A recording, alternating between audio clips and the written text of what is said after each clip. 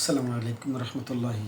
উপজেলা public school college Sarail এবং ELT with সবস্যার channel থেকে আপনাদের সকলকে জানাচ্ছি স্বাগত। আমি আসলে সহজ ভাষায় ইংরেজি শিখি, সহজ ভাষায় আপনাদেরকে শেখানোর চেষ্টা করি। কথাটা কিন্তু প্রত্যেকটা ভিডিওতে আমি বলি, এটা আমার ডায়লগে পরিণত হয়ে গেছে। তো আমি সহজ ভাষায় কেন বলি আর ধীরে ধীরে কেন বলি, যাতে করে আপনারা সুন্দর করে সহজভাবে বুঝতে পারেন, তাড়াতাড়ি শিখতেও পারেন। তাহলে আমরা কথা না বাড়িয়ে চলে যাই মূল পর্বে। মূল পর্বটা শুনুন। কেনাকাটা পর্বের আজকে 7 নম্বর ক্লাস চলতেছে পর্ব। এই পর্বে আমি আপনাদেরকে শিখাবো যে দোকানে গেলাম, কে বলে আমরা কথা বলি একটা, সারাটারে কোনো কিছু দেননি বলি না, এটা শুদ্ধ ভাষা বলবো একটু। আপনারা কি ছাড়ে বেচা কিনা করেন? কথাটা বলি না, যে আজকের প্রথম লাইনটা হবে যে আপনারা কি ছাড়ে দেন অথবা ছাড়ে কোনো কিছু কেনাকে বিক্রি করেন। এটার ইংলিশটা হলো do you offer a discount.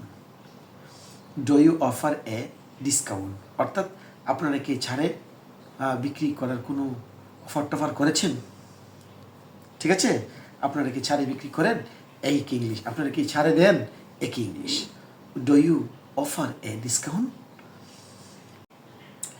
এই যে do you offer a discount অর্থাৎ আপনারা কি ছাড়ে বিক্রি করেন, এই ইংলিশটা আমি যেভাবে সহজ ভাষায় বলেছি, আস্তে আস্তে বলেছি, যারা নেটিভ ইংলিশে কথা বলে তারা কিন্তু এই সহজ ভাষায় বলবে না।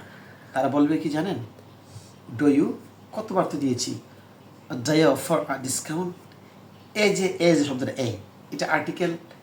যখন আর্টিকেল হিসেবে আর্টিকেল যে হিসেবে ব্যবহার হবে, তো কন্ট্রোলের এখানেই থাকবে শব্দটা, বলবেন তাহলে এরা বলবে d'ya offer a discount, d'ya offer a discount, আর এও ছেড়ে দেবে।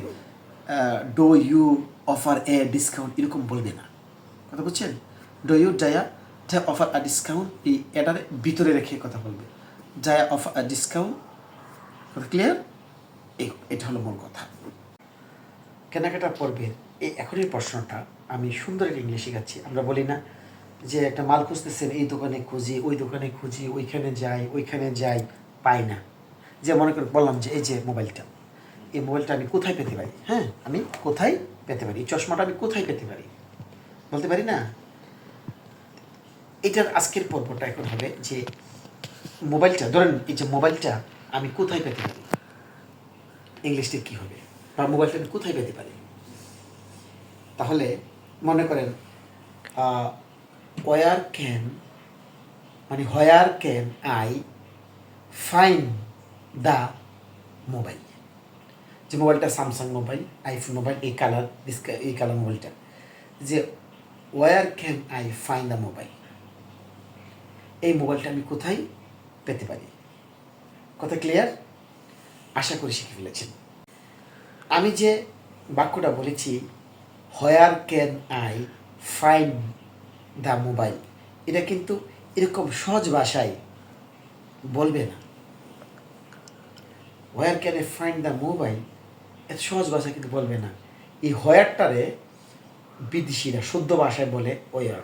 আমরা যেমন বলি, এই যেমন আমরা শব্দটা কি, আমরা না আমরা।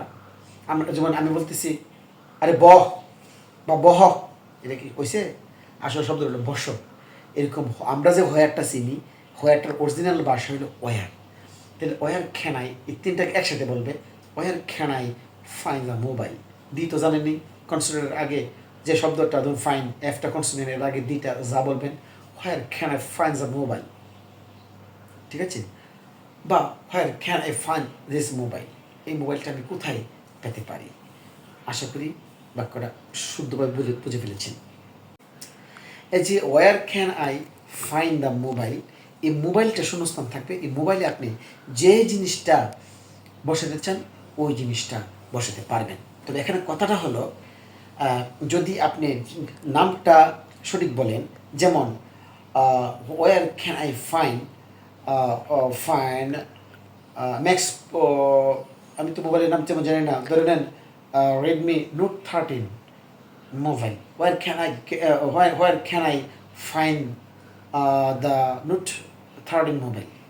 এরকম নাম বললে তারপরে আপনি যে নামটা দিবেন এই নামটাই খোঁজারা হয়ে যাবে। তাহলে একই বাক্যের মধ্যে অনেকগুলো শব্দ বসে আপনি বাক্য তৈরি করতে পারবেন। আমার কথা হলো ওইটা। কথা ক্লিয়ার? মজা লাগে, পড়তে মজা লাগে, মুখস্থ রাখা যায় না। এই জন্য আমি 3-4টা বাক্য করে দিই, আপনারা 3-4টা বাক্য শেখেন, তারপর নতুন করে আরও বাক্য দিব ইনশাল্লাহ। তাহলে ভালো থাকবেন, আশা করছি। টাটা।